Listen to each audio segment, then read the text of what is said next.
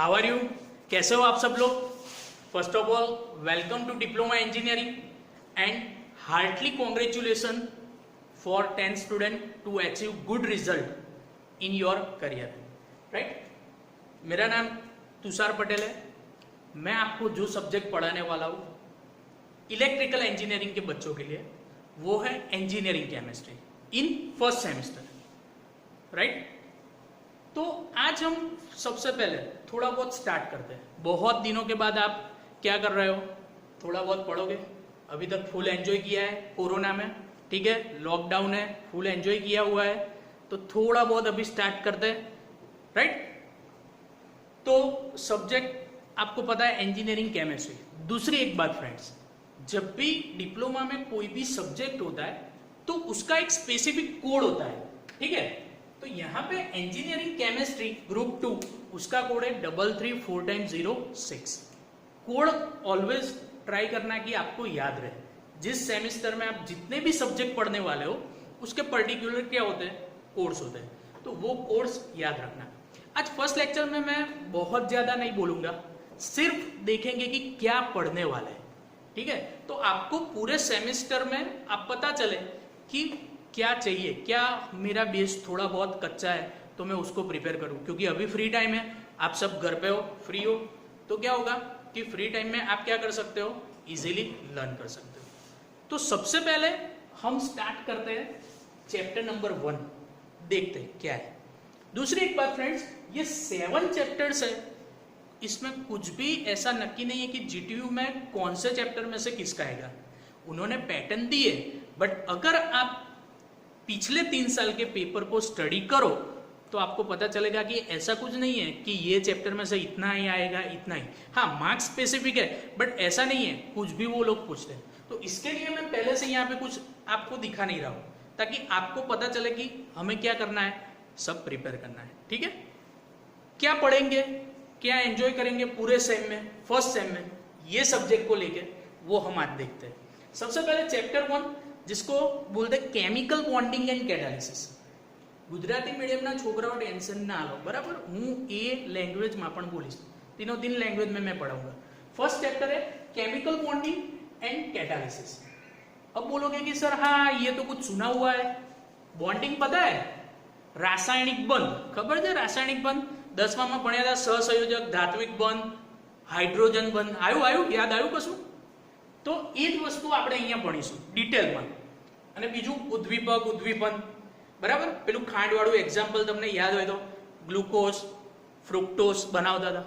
तो first of all हम जो चैप्टर 1 में क्या पढ़ेंगे फ्रेंड्स, जो 10th के अंदर आप जो बॉन्ड पढ़े थे, लाइक कोवेलेंट बॉन्ड था, आयोनिक बॉन्ड था, कोऑर्डिनेट कोवेलेंट बॉन्ड था, हाइड्रोजन बॉन्ड था, तो उसकी डिटेल में हम यहाँ पे स्टडी करेंगे।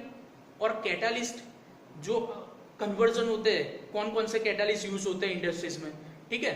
तो वो सब चीज क्या है वो इसमें हम पढ़ेंगे। नाउ चैप्टर नंबर 2 क्या है?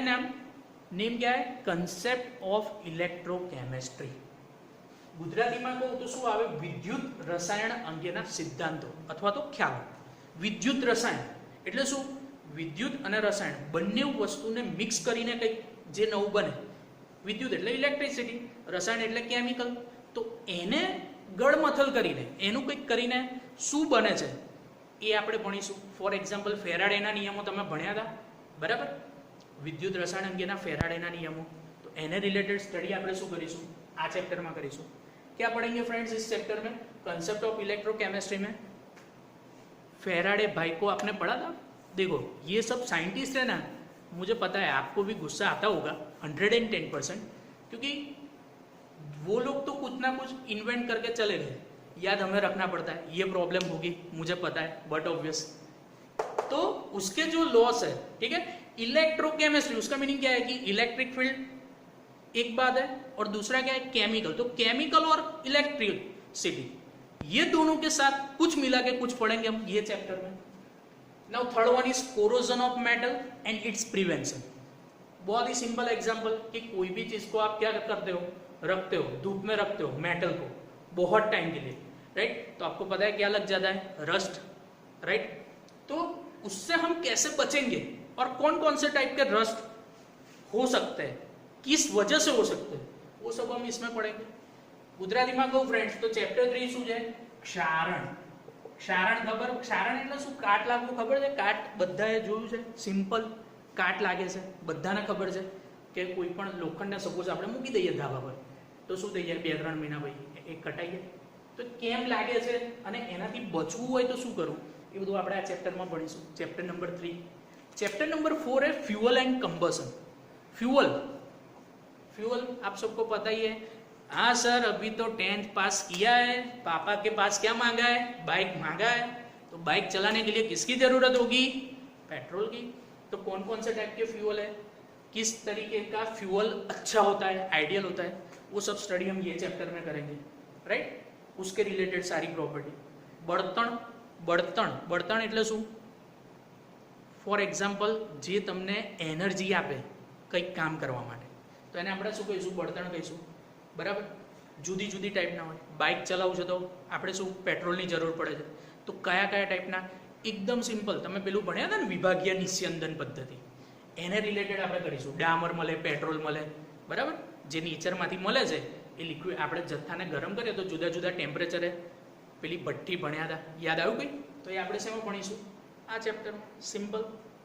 Chapter number 5 is lubrication. अब फ्रेंड्स ये वर्ड आप डे टू डे लाइफ में यूज करते हो, राइट, बट ये पता नहीं होता है कि लुब्रिकेशन उसका मीनिंग क्या सर. तो मैं सिंपल एग्जांपल दे देता हूँ कि हम जब छोटे थे, अभी भी आप छोटे ही हो, बड़े नहीं हुए हो, बट आप साइकिल जब भी यूज करते हो तो जैसे ही मॉनसून की सीजन जाती है तो जो चेन होती है उसके ऊपर क्या आ जाता है? रस्ट. तो आप क्या करते हो? सर्विसिंग करवाते हो. तो सर्विसिंग वाले क्या करते हैं? उसमें ऑयलिंग करते हैं. बाइक हो, साइकिल हो, ऑयलिंग करते हैं ना. तो बस वो ऑयलिंग का केमिस्ट्री में वर्ड है लुब्रिकेशन. सिंपल. तो उसके रिलेटेड स्टडी हम इस चैप्टर में करेंगे. राइट. पता चल रहा है गुजराती मीडियम के बच्चों? लुब्रिकेशन, ऑयलिंग જે આપણે કરીએ, બરાબર, એને ગુજરાતીમાં કહેવાય સ્નેહન. રાઈટ. અમુક નામ અટપટા છે પણ વાંધો નહીં, આવી જશે મગજમાં. तो उसको हम बोलेंगे फ्रेंड्स क्या? लुब्रिकेशन. अब आते हैं चैप्टर नंबर 6. सर बहुत बड़ा नाम है, क्या है ये चीज? Polymer, elastomer and insulating material. What is polymer, what is monomer, वो सारी की सारी स्टडी. यानी ये चीज क्या है? हम डे टू डे लाइफ में प्लास्टिक का यूज करते हैं, हाँ या ना? यस सर, प्लास्टिक का तो हम डे टू डे लाइफ में यूज करते हैं. तो कौन से प्लास्टिक होते हैं, किस टाइप के होते हैं, कैसे बनते हैं, उसका मटीरियल क्या होता है और उसका यूज क्या होता है, और दूसरी बात उसका स्ट्रक्चर क्या होता है, या तो उसकी केमिकल फॉर्मूला क्या होती है, वो सब इस ये चैप्टर में पढ़ेंगे, चैप्टर नंबर 6 में. और दूसरा उसका पोर्शन है इंसुलेटिंग मटीरियल. ગુજરાતીમાં જેને એવું કહેવાય વિસવવાહી પદાર્થ અથવા તો અવાહક પદાર્થ. અવાહક એટલે ક્લિયર થઈ ગયું આપણને? जो यहाँ पे इलेक्ट्रिसिटी के टर्म में नहीं पढ़ना है, हमें यहाँ पे क्या इन फॉर्म ऑफ हीट पढ़ना है कि जो हीट को पास नहीं होने दे रहा है. फॉर एग्जाम्पल थर्मोकोल, ઉષ્માને પાસ ના થવા દે. ઠંડી વસ્તુને શું રાખે? ઠંડી, ગરમ ને ગરમ. રાઈટ. બધાને ખબર છે ને, પહેલા આપણે પાઉચ પીતા હતા, હવે શું પાણીના બોટલ પીએ છે બહાર જઈએ ત્યારે. રાઈટ. તો થર્મોકોલનો આપણે યુઝ કરે છે દુકાનવાળા. તો એની બનાવટ કેવી હોય છે, કઈ રીતે, એ બધું સ્ટડી આપણે શેમાં કરીશું? ચેપ્ટર નંબર 6 માં. And at the last friend electrochemical energy source. Electrochemical energy source में हम पढ़ेंगे कि बैटरी चीज क्या होती है, सेल क्या होता है.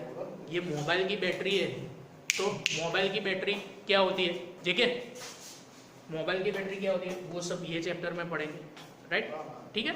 तो उसके रिलेटेड स्टडी हम ये चैप्टर में करेंगे. तो ये हमारे चैप्टर पूरे के पूरे 7 है. 1 by 1 दूसरे लेक्चर में हम GTU सिलेबस देखेंगे, उसके बाद स्टार्टिंग कर देंगे. बहुत ईजी है, कोई टेंशन लेने की जरूरत नहीं है. आओगे, खेलते खेलते हम पढ़ेंगे.